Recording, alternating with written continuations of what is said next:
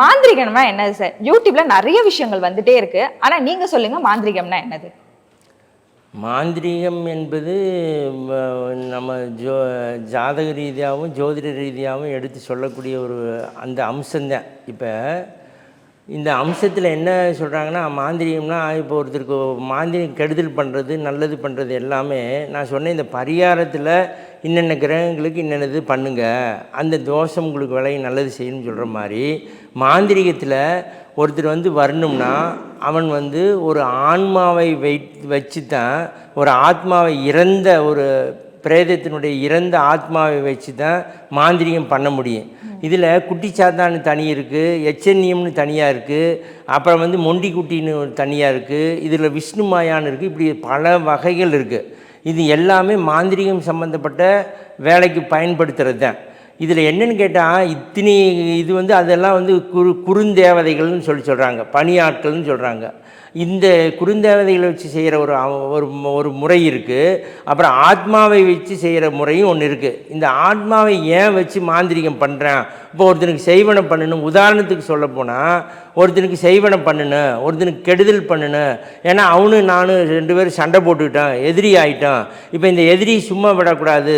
அப்படிங்கும்போது அங்கே மாந்திரிகம் அப்போ தான் உள்ளே நுழையுது.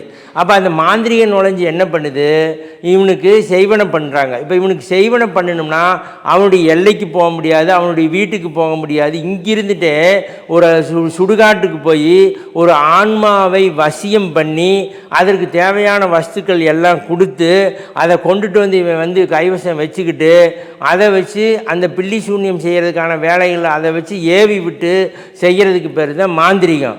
அந்த மாந்திரிகத்திற்கு ஒரு ஆன்மா இல்லாமல் ஒருத்தனுக்கு மாந்திரிகம் செய்ய முடியாது.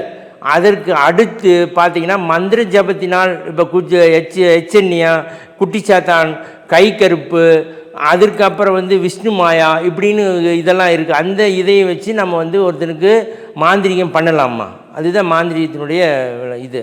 அடுத்தது, இப்போ மாந்திரிகம் நல்ல விஷயத்துக்கு பயன்படுதா இல்லை கெட்ட விஷயத்துக்கும் பயன்படுதா? மாந்திரிகம் என்பது ரெண்டுக்குமே, நல்லதுக்கும் பயன்படுது, கெட்டதுக்கும் பயன்படுது. இப்போ நல்லதுக்கு பயன்படுத்தலாம், அது ஒரு சிலர் தான் பயன்படுத்துவாங்க.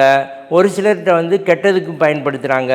நீ குட்டி சாத்தானே வச்சுருந்தாலும் கூட, எச்சன்னியுமே வச்சுருந்தாலும் கூட, கை கருப்பே வச்சுருந்தாலும் கூட, விஷ்ணு மாயாவே வச்சுருந்தாலும் கூட, ஒரு ஆத்மாவை வச்சுருந்தாலும் கூட நல்ல வழிக்கு பயன்படுத்தலாம். அது நல்ல வழி, நல்லதையும் செய்யும், கெட்டதையும் பண்ணு. அது செய்கிற ஆளை பொறுத்து தான் அது இருக்குது.